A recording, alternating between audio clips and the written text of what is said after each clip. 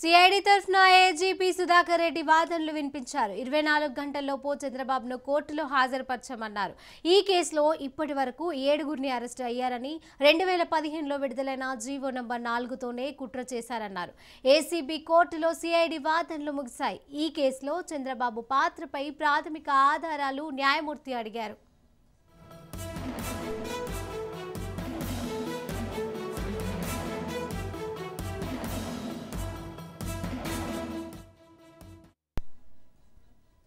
ACB కోర్టులో చంద్రబాబు తరఫు న్యాయవాది లూత్రా వాదనలు ముగిశాయి. విచారణకు గంట బ్రేక్ ఇచ్చిన న్యాయమూర్తి చంద్రబాబు బెయిల్ పైన సిఐడి రిమాండ్ రిపోర్టుపై సర్వత్రా ఉత్కంఠ నెలకొంది. తెలుగు రాష్ట్రాల ప్రజలు కోర్టు తీర్పు కోసం ఎదురుచూస్తున్నారు. చంద్రబాబుకు జైలా లేదా బెయిలా అనేది మధ్యాహ్నం 3 గంటలకు తీర్పు వెలువడే అవకాశం ఉన్నట్లుగా కనబడుతోంది.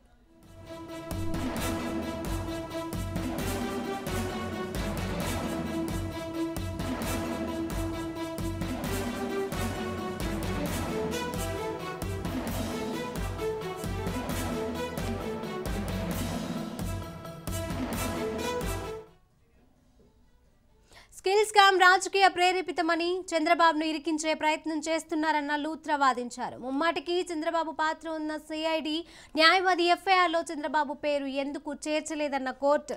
అయితే దీనికి సంబంధించిన పూర్తి సమాచారం మా ప్రతినిధి గాలిబ్ లైవ్ ద్వారా అందజేస్తారు. గాలిబ్, చెప్పండి.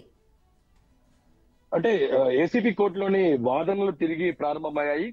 లంచ్ కి 1 అవర్ బ్రేక్ ఇచ్చిన తర్వాత కొద్దిసేపటి క్రితమే వాదనలు ప్రారంభమయ్యాయి. ప్రొసీడింగ్స్ ప్రస్తుతం సిఐడి తరపున న్యాయవాదిగా ఉన్న అడిషనల్ జనరల్ గా ఉన్న అడిషనల్ ఏజీగా ఉన్న సుధాకర్ రెడ్డి తన వాదనలు ఇప్పుడు ప్రస్తుతం వినిపిస్తున్నారు. సిఐడికి సంబంధించి మొత్తం 34 అభియోగాలను చంద్రబాబు మీద వేసిన నేపథ్యంలోనే ఇందుకు సంబంధించి రిమాండ్ రిపోర్ట్ లో ఎటువంటి అంశాలు ఉన్నాయి దానిపై కూడా ప్రస్తుతం వివరించే ప్రయత్నం చేస్తున్నట్టు తెలుస్తుంది. అయితే అంతకు ముందు అంటే లంచ్ బ్రేక్ కంటే ముందు కీలకమైన అంశాలపై వాదోపాదులు జరిగాయి. ప్రధానంగా చంద్రబాబు తరఫున న్యాయవాదిగా ఉన్న సుప్రీంకోర్టు సీనియర్ న్యాయవాది సిద్ధార్థ లూత్రా తన వాదనలు వినిపించారు. ప్రధానంగా చంద్రబాబుకు సంబంధించి కుట్రపూరితంగానే కేసులో ఇరికించారు.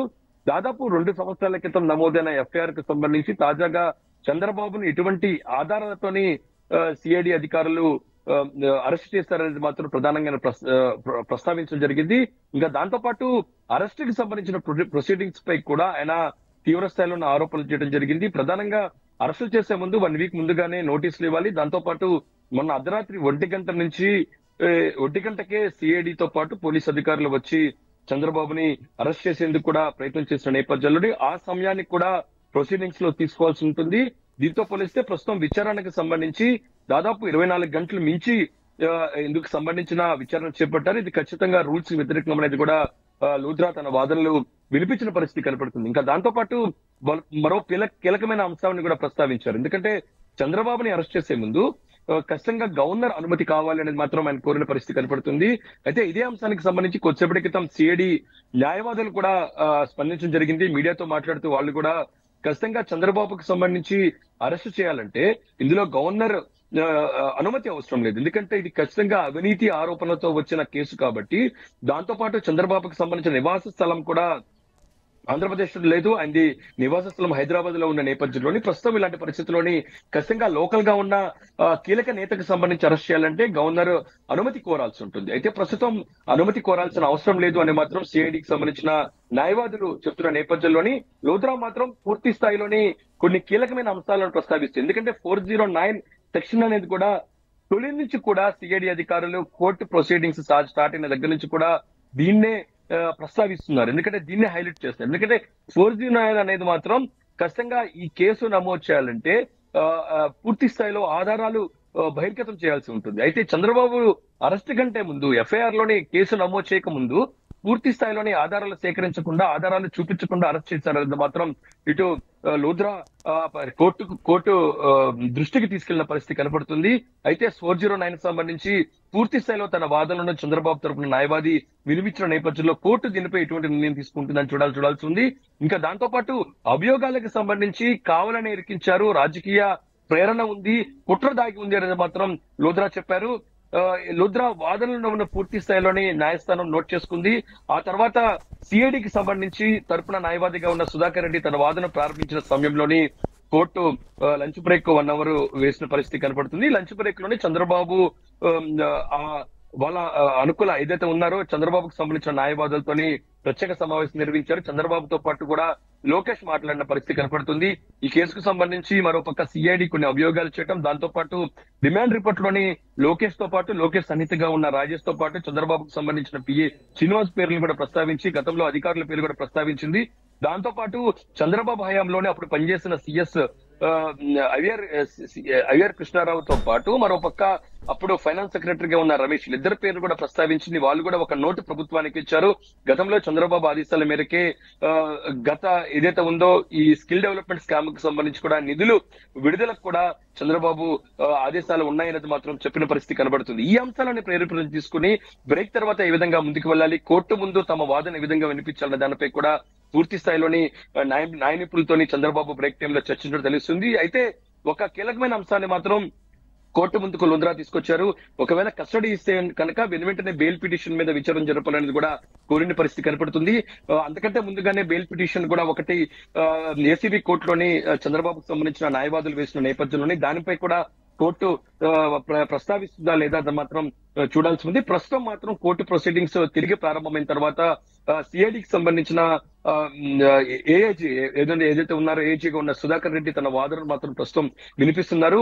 ఈ చంద్రబాబుకు సంబంధించి కొద్దిసేపటి క్రితం బ్రేక్ ముందు లోద్రా చేసిన కొన్ని ప్రశ్నలకు సంబంధించి ఆయన ప్రస్తావించడంతో పాటు ఎందుకు చంద్రబాబుని సిఐడి అధికారుల సంబంధించిన కస్టడీకి ఇవ్వాలి, ఈ కేసుకు సంబంధించి మరిన్ని అంశాలు రాబట్టాల్సిన అవసరం ఉంది అనేది మాత్రం సిఐడి భావిస్తుంది. ఎందుకంటే గతంలోనే ముఖ్యమంత్రి స్థాయిలో ఉన్న వ్యక్తి అతని గవర్నమెంట్ లోని కొన్ని ఆదేశాలు ఇవ్వడం వరకే అప్పుడు అధికారులతో పాటు ఇందుకు సంబంధించి కూడా పూర్తి స్థాయిలోని దాదాపు 240 కోట్ల రూపాయలకు కూడా పక్కదారి పట్టిందని మాత్రం ప్రధానంగా ఆరోపిస్తున్న నేపథ్యంలోని మరింతగా సమాచారం సేకరించాలంటే సిఐడి సంబంధించిన కస్టడీకి చంద్రబాబు ఇవ్వాలని కూడా కోరే అవకాశాలు కనపడుతున్నాయి. మొత్తం ఈ ప్రొసీడింగ్స్ మొత్తం మరో గంటన్నర వరకు జరిగే వాళ్ళు కలిసి 3:30కి ఒక స్పష్టమైన క్లారిటీ వచ్చే అవకాశాలు కనపడుతున్నాయి. మరోపక్క రాష్ట్ర వ్యాప్తంగా ఉత్కంఠంగా ఎదురు చూస్తున్నారు. చంద్రబాబుకు సంబంధించిన కేసుపై కోర్టు ఎటువంటి నిర్ణయం తీసుకోబోతుంది అది మాత్రం పూర్తి స్థాయిలో టీడీపీ శ్రేణులందరూ కూడా ఎదురు చూస్తున్న పరిస్థితి కనపడుతుంది. మరోపక్క ప్రభుత్వంతో పాటు చంద్రబాబుకు రిమాండ్ విధిస్తారా లేదా తిరస్కరిస్తారా అనేది, అంటే రిమాండ్ ఎలాగో విధిస్తారు, ఒకవేళ ఇప్పుడు పెట్టిన సెక్షన్లను బట్టి చూస్తే ఎన్ని రోజుల వరకు రిమాండ్ విధించే అవకాశం ఉంది? అంటే ప్రస్తుతం ఉన్న ఇప్పటికే చంద్రబాబును నిన్న సాయంత్రం 5:15 నుంచి నిన్న అర్ధరాత్రి వరకు మొత్తం 10 గంటల వరకు కూడా సిఐడి అధికారులు సిట్ కార్యాలయంలో విచారించారు. అయితే వాళ్ళు పూర్తి స్థాయిలో సమాచారాన్ని మాత్రం సేకరించలేదు అనేది మాత్రం మనకు తెలుస్తున్న సమాచారం. ఎందుకంటే చంద్రబాబు పూర్తిగా సిఐడి అధికారులకు సహకరించలేదు అనేది మాత్రం అంతర్గతంగా ఉన్న సిఐడి అధికారులు మనకు చెప్తున్నారు. ఈ నేపథ్యంలో రేపు అంటే కస్టడీకి ఒక 3-4 రోజులు కోరే అవకాశాలు కనబడుతున్నాయి. ఎందుకంటే ఇది చాలా కీలకమైన కేసు. దాంతో పాటు ఇందులోని ఈ స్కామ్ కి సంబంధించి చాలా మంది పాత్రలు డైరెక్ట్లీ ఉన్నాయి. ఈ నేపథ్యంలోనే అప్పుడు సంబంధించిన అంశాలపై నిర్ణయాలు ఏ విధంగా తీసుకున్నారు, దాంతో పాటు కంపెనీకి షెల్ కంపెనీకి ఇందుకు సంబంధించిన ప్రాజెక్ట్ కట్టబెట్టేటప్పుడు కేబినెట్ సంబంధించిన అనుమతి తీసుకున్నారు లేదా కేబినెట్ ని పక్కదారి పట్టించారనేది మాత్రం ప్రధానంగా కస్టడీ రిపోర్ట్ లోని సిఐడి అధికారులు పేర్కొన్న నేపథ్యంలో ఈ అంశాలన్నింటినీ కూడా పూర్తిగా తీసుకుంటే మరింతగా ఎక్కువ రోజులు సిఐడి అధికారులు చంద్రబాబుని కస్టడీ కోరే అవకాశాలు కనపడుతున్నాయి. అయితే ప్రస్తుతం ఈ సెక్షన్స్ ఆధారంగా చూసినట్టయితే కనుక 409 ని సెక్షన్ ని డిస్మిస్ చేస్తే ఖచ్చితంగా చంద్రబాబుకి బెయిల్ వచ్చే అవకాశాలు కనబడుతున్నాయి.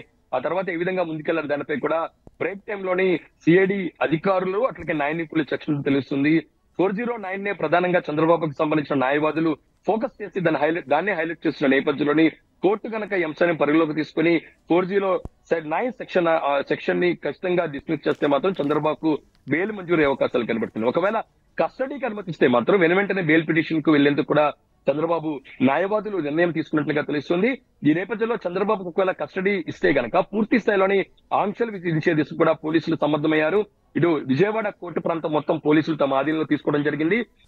విజయవాడ సిపి క్రాంతి రాణాతో పాటు ఇతర పోలీసు అధికారులకు వచ్చేప్పటి క్రితం విజయవాడ కోర్టు ప్రాంగణాన్ని పరిశీలించారు. అక్కడ టీడీపీకి సంబంధించిన నేతలు శ్రేణులు కూడా ఎక్కడొచ్చినా సరే వెంటనే అరెస్టులు కొనసాగిస్తున్నారు. అక్కడ పూర్తి స్థాయిలో పోలీసులు తమ ఆధీనంలో తీసుకున్న పరిస్థితి కనపడుతుంది. చంద్రబాబుని కస్టడీకి తీసుకోవాలంటే వెంటనే అశాంతి వాతావరణం వచ్చే అవకాశాలు కనబడుతున్నాయి. కొన్ని నిరసన కార్యక్రమాలు మాత్రం టీడీపీ చేపట్టే అవకాశాలు కనబడుతున్న నేపథ్యంలో పూర్తిగా తమ ఆధీనంలో తీసుకోవడంతో పాటు ఒకవేళ కస్టడీకి అనుమతిస్తే గనక చంద్రబాబుని ఆ, ఆ, రాజమండ్రి సెంట్రల్ జైలుకి తరలించే అవకాశాలు ఉన్నాయి. దీనిపై కూడా పోలీసులు ఒక రూట్ మ్యాప్ సిద్ధం చేసుకున్నట్టు తెలుస్తుంది. ఒకవేళ ఆ, హైకోర్టు ఒకవేళ ఏసీబీ కోర్టు నిర్ణయం ప్రకటిస్తే, తీర్పు ప్రకటిస్తే వెంటనే ఎటువంటి నిర్ణయం తీసుకోవాలి అనే దానిపై కూడా ఇప్పటికే ఒక రూట్ మ్యాప్ కూడా సిద్ధం చేశారు. విజయవాడ మీదుగా, గన్నవరం మీదుగా రాజమండ్రి సెంట్రల్ జైలుకి వెళ్లే దిశ కూడా ఏర్పాట్లు చేయడంతో పాటు లేకపోతే ఒకవేళ బెయిల్ ఇస్తే గనక మరోపక్క టీడీపీ శ్రేణులు మరింతగా రోడ్డు మీదకి వచ్చి ఆ, ఒక సంబరాలు జరుపుకునే అవకాశం గట్టి మరొక ప్రభుత్వానికి వ్యతిరేకంగా కూడా నినాదాలు చేసి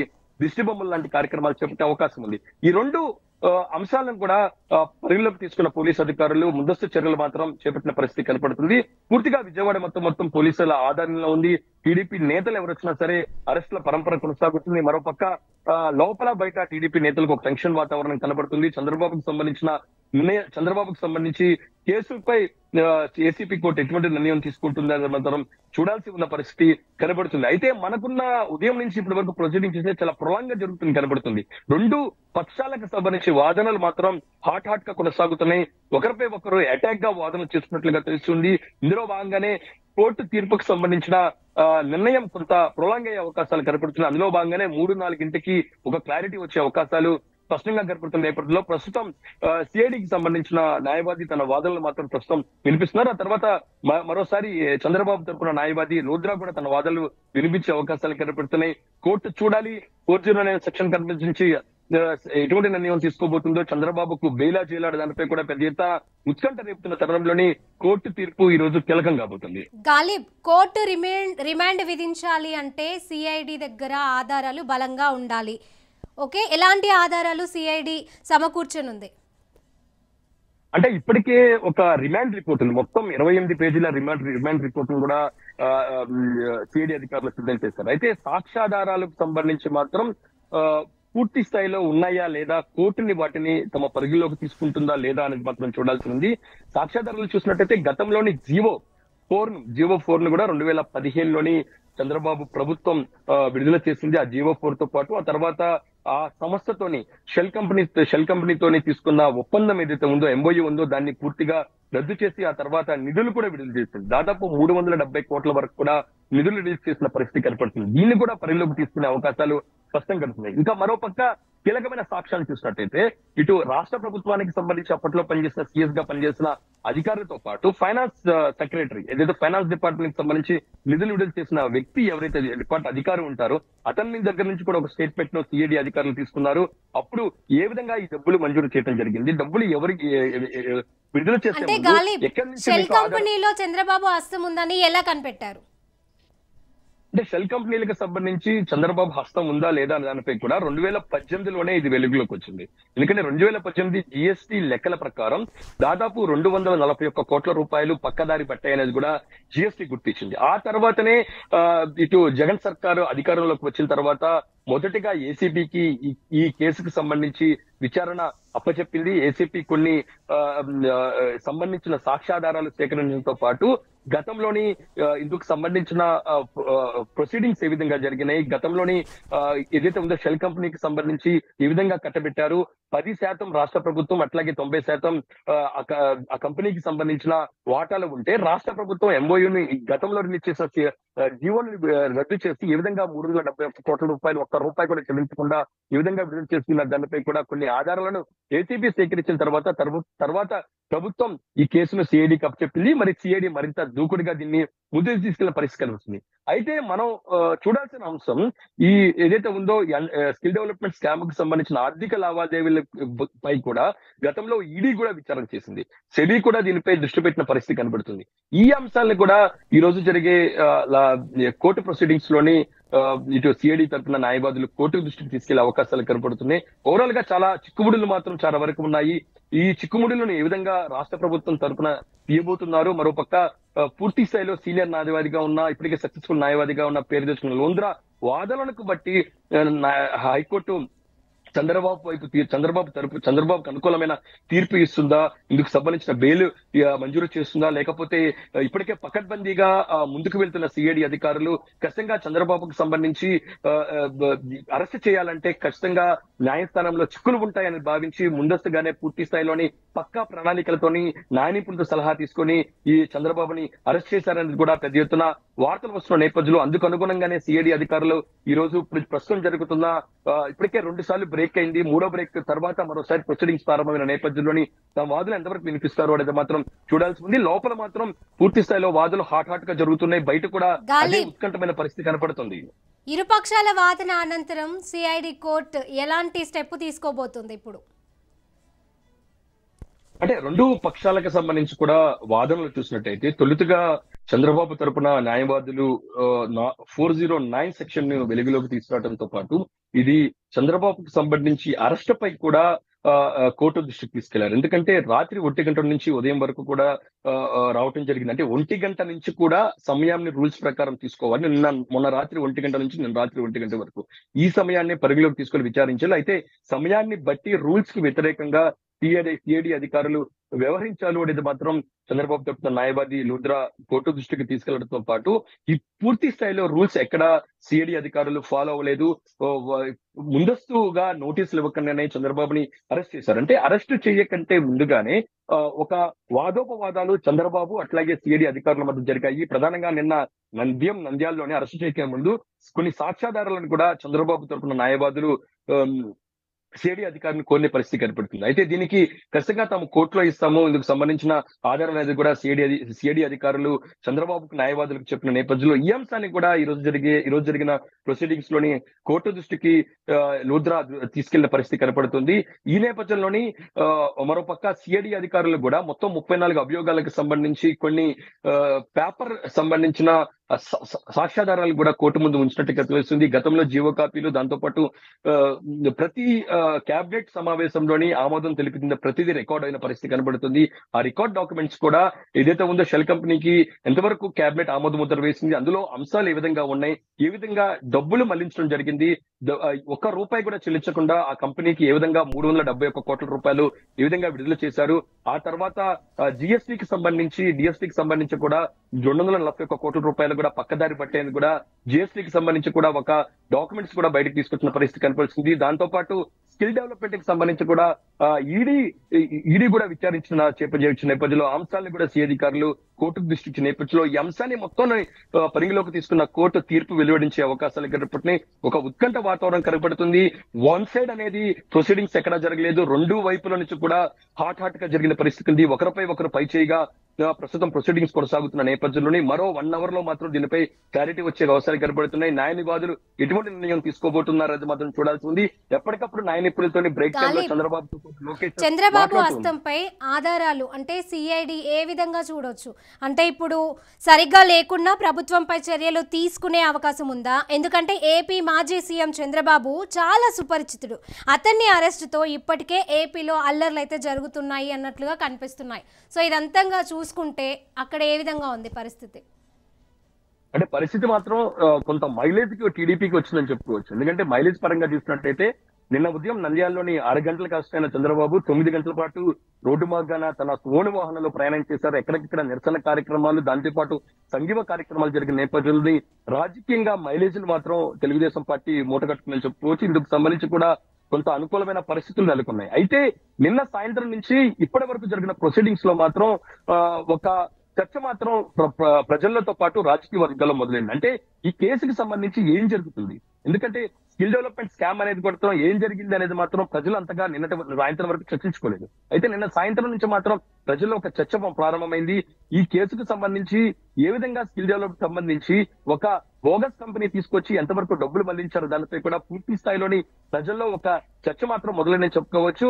అయితే ఈ రోజు ఉదయం 11-12 కల్లా ఈ కేసు ప్రొసీడింగ్స్ కోర్టులో పూర్తి అయ్యి ఖచ్చితంగా ఒక తీర్పు వెలువడుతుందని అందరూ భావించినా సరే ఇది ప్రొలాంగ్ అవుతున్న పరిస్థితి పరిగెడుతుంది గంటకు. ఈ నేపథ్యంలో మరింతగా జనాలు దీనిపై ఫోకస్ కనబడుతుంది. తెలుగు రాష్ట్రాల్లో ఉన్న ప్రతి ఒక్కరు 2-3 కలిస్తే నిన్నటి నుంచి ఇదే అంశం మీద చర్చిస్తున్న పరిస్థితి చూసినట్టయితే ప్రజల్లో ఎంత ఉత్కంఠ ఉంది, ఎంత ఆసక్తి ఉంది, చంద్రబాబు అరెస్టుకు సంబంధించి అనేది మాత్రం చూడాల్సి ఉంది. ప్రభుత్వం కూడా అందుకు కౌంటర్ గా అంత జాగ్రత్తగా దీనిపై అడుగులు వేసిందని చెప్పుకోవచ్చు. ఎందుకంటే గతంలోని టీడీపీకి సంబంధించిన సీనియర్ నేతలు మాజీ మంత్రులను అరెస్ట్ చేసినప్పుడు కూడా కొన్ని కేసులు బనాయించింది, కొన్ని సెక్షన్లు కూడా రూపొందించింది. దీంతో కోర్టు నుంచి ప్రభుత్వానికి కొంత వ్యతిరేకమైన ఆగ్రహం వ్యక్తం చేసిన పరిస్థితి మనం చూస్తాం. అయితే చంద్రబాబుకు సంబంధించి కూడా అలాంటి పరిస్థితులు రాకూడదు అనేది మాత్రం ఒక ముందస్తు చర్యలతో పాటు న్యాయ నిపుణులతో చర్చించే ప్రభుత్వం నిర్ణయం తీసుకుంది అనేది మాత్రం చూడాల్సి ఉంది.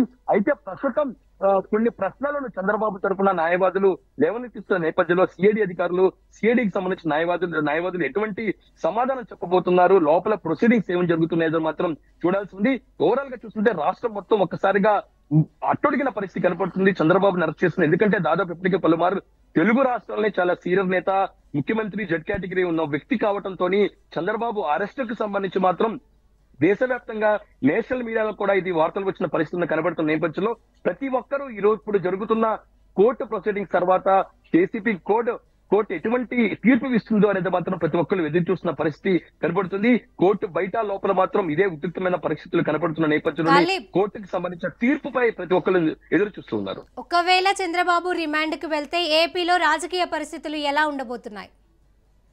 గతంగా చంద్రబాబు రిమాండ్ విధిస్తే మాత్రం పూర్తిగా అట్టడికే పరిస్థితులు కనబడుతున్నాయి. టీడీపీ శ్రేణులందరూ కూడా రోడ్డు మీదకి వచ్చి పెద్ద ఎత్తున ఆందోళన కార్యక్రమాలు చేసే అవకాశం ఉన్నట్లుగా ఇప్పటికే పోలీసులు భావించారు. ఇందుకు సంబంధించి చర్యలు కూడా తీసుకున్న పరిస్థితి కనపడుతుంది.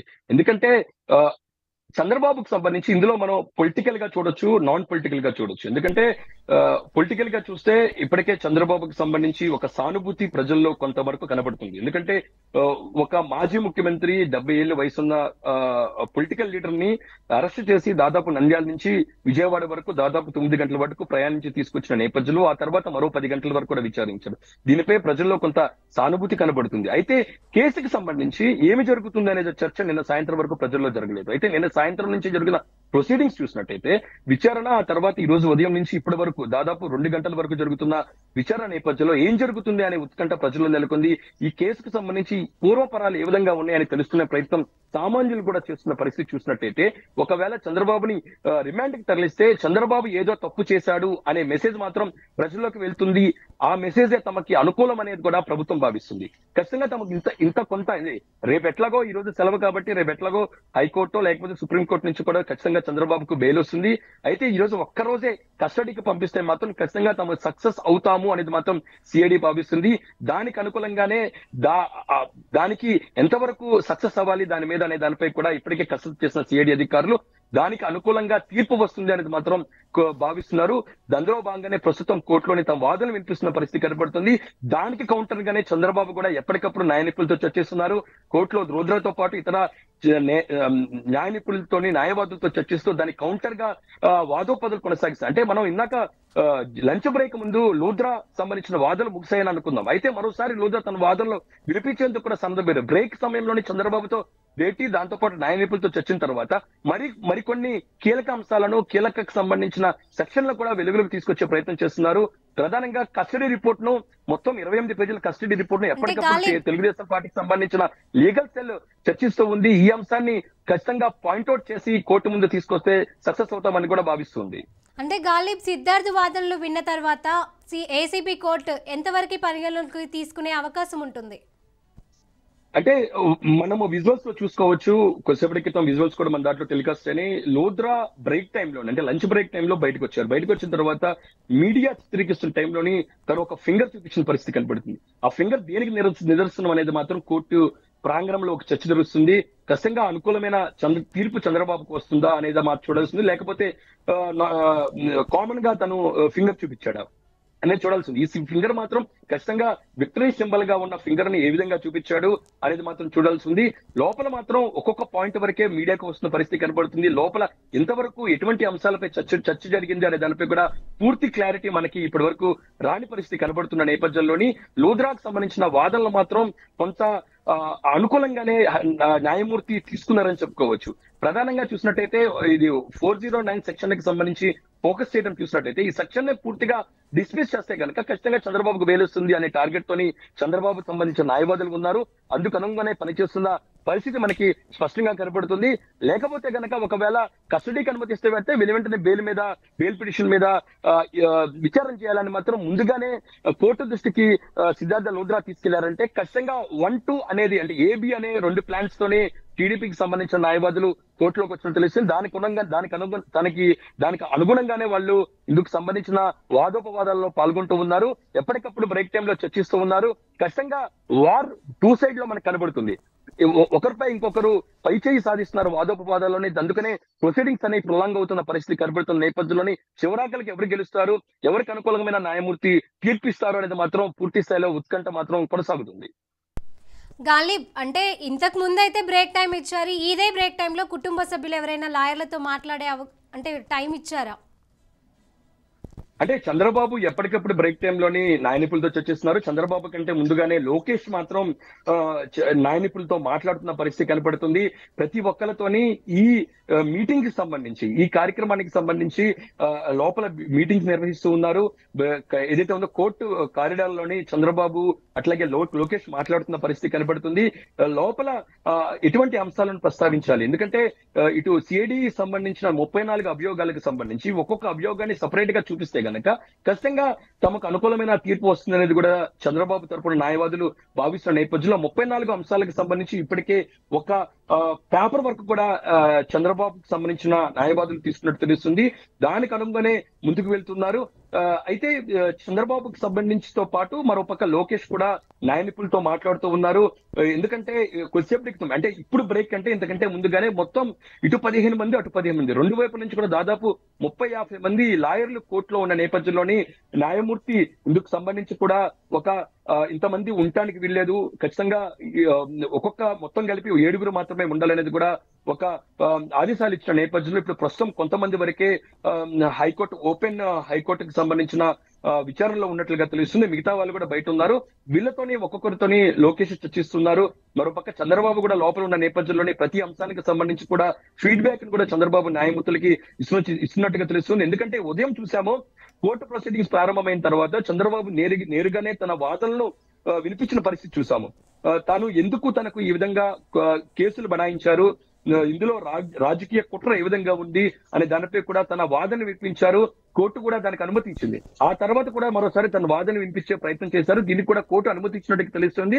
అయితే లోపల ఎటువంటి అంశాలను చంద్రబాబు కోర్టు దృష్టికి తీసుకెళ్లారో దానిపై కూడా ఇప్పటి వరకు మనకి ఎటువంటి క్లారిటీ లేదు. అంటే ఓవరాల్ గా చూసినట్టయితే ప్రతి అంశానికి సంబంధించి చంద్రబాబు పూర్తి స్థాయిలోని ఒక క్షుణ్ణంగా పరిశీలన చేస్తున్నారు అనేది కూడా తెలుస్తుంది. ఎందుకంటే ముందు నుంచి మనకు తెలుసు కోర్టు అంశాలకు సంబంధించి, న్యాయపరమైన అంశాలకు సంబంధించి చంద్రబాబు పూర్తి స్థాయిలోనే ఒక అడుగు ముందే ఉంటారు అనేది మాత్రం పెద్ద ఎత్తున ప్రచారం ఉంది. ఈ అంశానికి సంబంధించి అవగాహన విషయంలో కూడా చంద్రబాబు చాలా నాలెడ్జ్ గా ముందుకు వెళ్తారు. ఈ నేపథ్యంలోనే తన కేసుకు సంబంధించి అరెస్టు వరకు వెళ్ళటం తొలిసారి.